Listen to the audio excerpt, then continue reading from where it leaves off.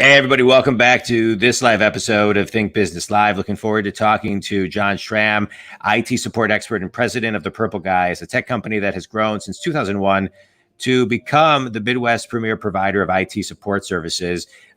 Jon, I'm excited to have you on the show because I love even your tagline, stress-free IT for small businesses.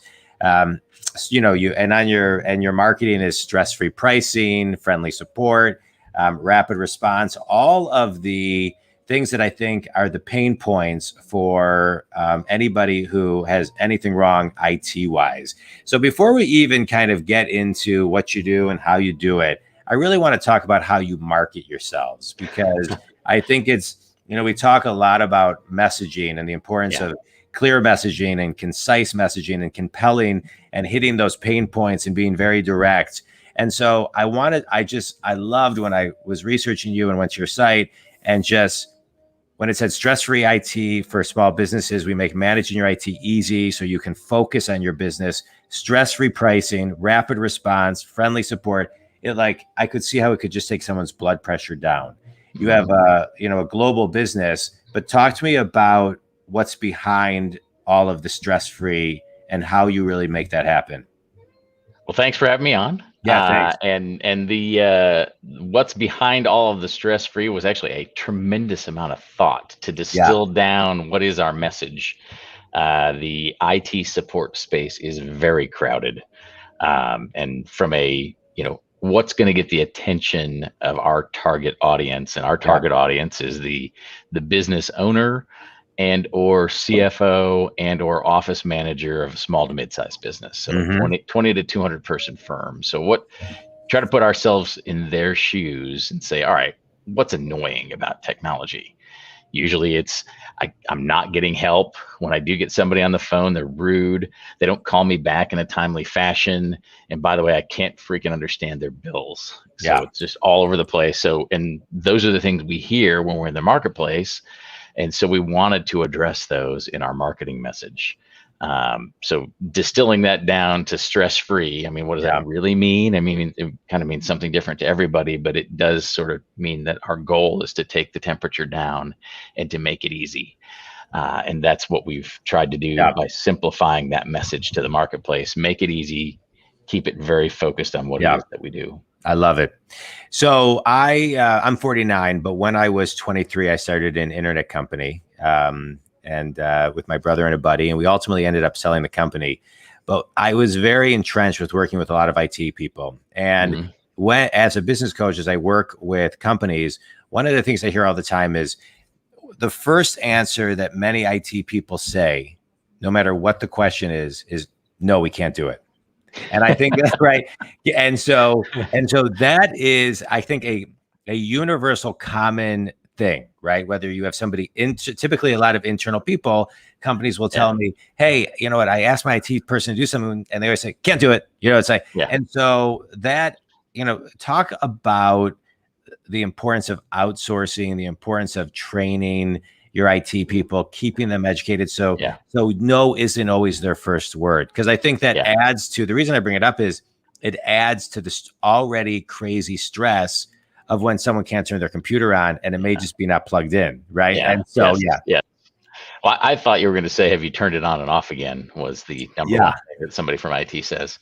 But you are absolutely correct. The way we look at our staff, I mean, yes, we are in the IT services space, but first and foremost, we are a customer service company that deals with the people using the technology versus just the technology itself. So we hire based on that. We look for people with patience, and we're looking for that bedside manner. So when they do get someone on the phone, or when they get us on the phone, it's a pleasant experience, and it's as pleasant as it can be sometimes when technology is involved, because sometimes technology all by itself is just infuriating. So having that ability to patiently listen to the issue, walk through the problems, and then respond with a here's something we can try, as opposed to nah, can't do that. And I'll tell you, technology people really don't like to say no. They actually like to say yes, but they've been burned so many times by saying yes that they've learned to say no. So we've kind of flipped that around and created a process where they can say yes and they've got the resources to back them up, because I Okay. mean, we've reached a critical mass where they know the problems are going to get solved. Yeah, I love it. I love it. All right, so now let's talk about you, and let's rewind. I want to talk about the company. Let's rewind. We sit here live on June 14th, 2021. And so let's rewind to March 14th, 2020, right? Most of the world is not ready to go into a pandemic type setting. Most of the world had pushed back, hesitated, resisted flex time, remote working, where a lot of the millennials and some of the Gen Zs, but mostly millennials, were pushing everybody in that direction. And most people were not set up to work remotely. Yet, what many companies thought were impossible happened in about 1 to 2 weeks, maybe 3. Yep.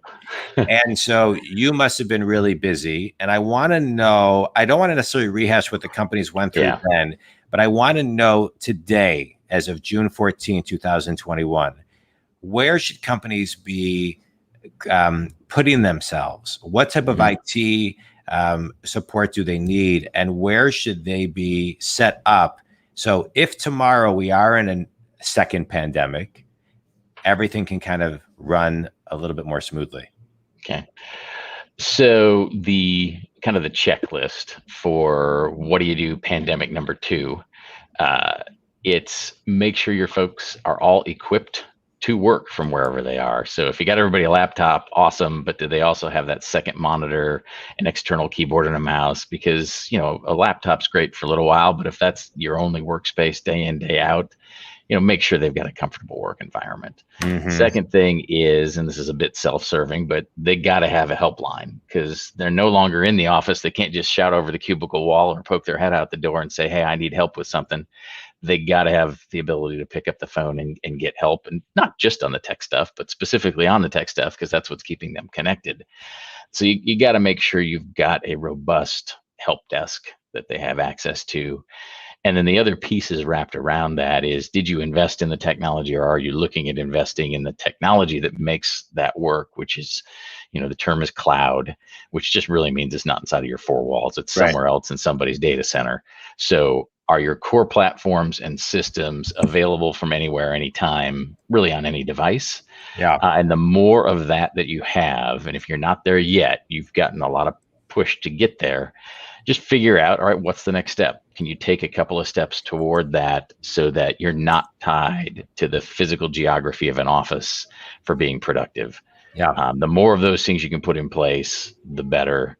And then the last piece of this that I would stress, just because the landscape has gotten so, I guess, crowded with bad actors is a good way to put it. So we've heard about the pipeline hack. We've heard about the meat processor hack. I mean, that doesn't just happen to big companies. It happens to everybody. And that's the unfortunate part of the world that we are living in right now, is the number of bad actors have grown exponentially. So training your staff, training your team on what's the bad stuff to look for, it's not going to be a perfect thing, but just making them aware of what not to click on. How do you know that's something not to click on? So that security training, and the other piece that goes along with that is cyber liability insurance. It's a no-brainer. Every single business should have it, because that's what pays the ransom if you do happen to get hacked, and they get through all of the various layers that you have there. So cloud ready, make sure they got a comfortable workspace, and make sure people are aware of their surroundings. I love that. I think that's so important. And so just on this kind of last year and a half, what did you learn about yourself as president of a company? I learned that my need to control stuff was way more ego-based than reality-based, because it all kind of flew out the window. Like, let's just figure it out. Also learned that the right people in the right seats on a management team makes all the difference. And so we had gone through a lengthy process to kind of implement the traction methodology, the entrepreneurial operating system methodology, for the prior 2 years. And having that communication layer baked into our DNA was huge, because we could keep that same meeting structure, the same rhythm, the same communication, and actually amp it up when it got crazy. And it kept everybody on the same page, kept everything running as smoothly as possible back through that kind of chaos that was 2020. Yeah. I really am a big believer that people don't leave companies, they leave managers. And and what I find is, as a business coach, and I've just seen this throughout my careers in general, um, people get people get promoted because they were good at their jobs to management. And then they realize, and the company realizes, well, they don't really know how to manage people. And yet then they don't train them, to be managers. And you really, nobody goes to school really, or at least the managers of today didn't go to school to be a manager. And even if you went to school, you can't learn it in a book. It's real life. And so how are you kind of looking at your managers and growing them based on, you saying right people and managers? What was your kind of, metamorphosis of all of that? Well, the first thing, and I had to get out of my own way, because I was trying to implement things, and I realized, all right, well, if I'm in the room and I'm the one trying to implement it, it comes with a huge amount of bias. The answers that I get. So we actually, like yourself as a business coach, we hired a business coach to help implement that. That was a key part of building that trust with the team, and just sort of being vulnerable. And we're now just trying to take that down as many layers in the organization as possible. All right, what does it mean to have an effective meeting? And there's different kinds of meetings. So do you start on time? Do you end on time? Do you have a decent agenda? Do you actually have to-dos to follow up? And are you moving the ball forward, as opposed to, all right, this is just another waste of time meeting? So that structure was huge for us. And especially as we went through the craziness of 2020, we still had goals and objectives that we were trying to meet that we set pre-pandemic. We adjusted them, and we hit them all, which was awesome. Some of them we blew out of the water, which was another great piece of coming out of that. Others were, impossible to accomplish, but just having a clear dashboard that the team has always pointed to has been critical. Good for you. Good. I love that. I want to talk to you about your journey of vulnerability, because a lot of things that you're talking about are, you had to get out of your own way. You had to realize that your controlling habits weren't working, et cetera, et cetera, et cetera. And I think a lot of companies, when you talk to presidents and CEOs, and I talk to a lot of them, and I work with a lot of them I work with solopreneurs to Fortune 100 companies and everything in between. Being, humility is a really important part of growing a company, the culture, the people. I think if the people in front of you aren't growing, on all fronts, especially in this front, it's hard to raise everybody else up. Yeah. And so what was this? Where did this epiphany and metamorphosis come, on your behalf? Because this is more soul work that just kind of spills into the business. It really is. It's the same thing happens when you're a parent, by the way. Yeah, I have a parent. I have a 15 and an 18-year-old. So yeah. Yeah, I've got a 23, a 20, and a 17. Okay. So I would say there are tremendous parallels from running a company and being a dad. I would agree with that. Yeah. Because your kids, I'll tell you, your kids are more often to call BS on you than your employees are, because you pay your employees. And just realizing that all right, I got to have somebody that's willing to call BS on me, and that was what the consultant did. So she would sit in the room. She's like, "That's not true. That's like, dude, you're not." And that made it more of a safe place, because they're like, "All right, well, he hired this person to tell him he's wrong, so I guess it's okay when I think he's wrong to say he's wrong." And that was huge. And just realizing that, and having enough people point it out to me, like, they're not going to tell you the truth unless you kind of provide an example, right? And that was the start of way more transparent conversations in our management meetings. So it's been great. I love it. The name of my company is called the Jon Dwoskin Experience. Grow your business big, very big. And so when I'm talking to my kids, they're 15 and 18, and I'll be giving them some, what I think is very important parent advice. They'll say to me, don't Jon Dwoskin experience me. That's awesome. And so it's great. Or, and so it's fun. And my kids' friends a lot of times make fun of me and my tagline and this and the other. But I think I really appreciate the humility that you bring. Yeah. It's really important, and I don't think people can hear it enough. But it's better when they can hear the story and the lesson, especially the one that you're sharing about yourself. Yeah. So yeah. All right, let's talk about kind of for a minute the evolution of growing a culture and your people, right? So you're talking about you've grown, you're implementing things into the company. So from a scaling standpoint, right? This is how you scale a company. You get the inside guts of the company and the operations, moving in a direction. And so let's kind of talk about what that does as far as the growth of your business as you're growing this, global company. So for me, and for my background, I'm actually an industrial engineer. Okay. So I'm not the typical kind of sales driven leader. I'm more of is there a process for that, and can we make it more efficient? Yeah. Which sometimes drives my staff absolutely crazy. I will tell you, it definitely drives my wife crazy. She's like, we don't need a spreadsheet for that. We just need to actually make it happen. But I will say this too, where to me, the artful part of you is you are an engineer, so you see things as black and white, but you also, to get to the level of humility you talked about earlier, you also have to see the gray. And so to have a leader in an organization that can see things black, white, and gray is really a gift. Yeah. So kudos to you. Yeah, it has definitely been an evolution over time. I'm also a fan of peer groups. So I've been in a president CEO roundtable for 25 years across a couple of different businesses at this point. But having those forums where and they don't pull any punches at all. So they're very different than having a staff meeting. They absolutely will call you out on things. So that has helped me tremendously over the years to mature as a leader. Good. I love it. All right. Quick speed round. You ready, John? Sure. Favorite book and why?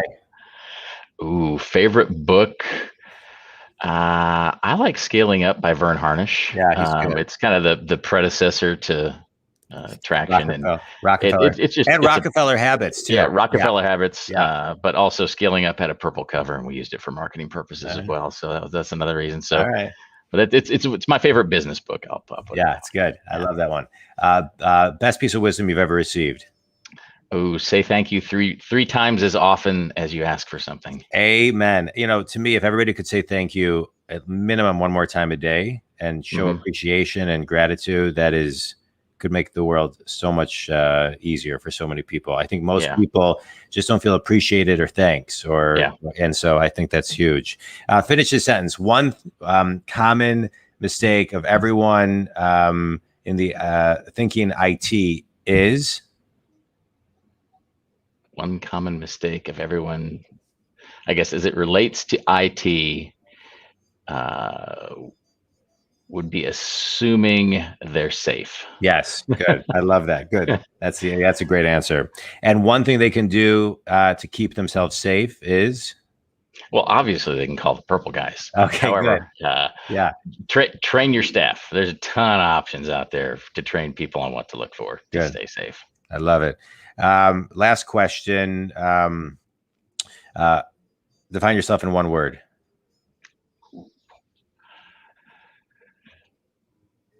Steward. All right. I like it. Tell everybody who your ideal clients are and where they can get a hold of you. Ideal clients, small, mid-sized businesses from between 20 and 200 employees, headquartered either in the Midwest or the Gulf South, because we're now expanding geographically.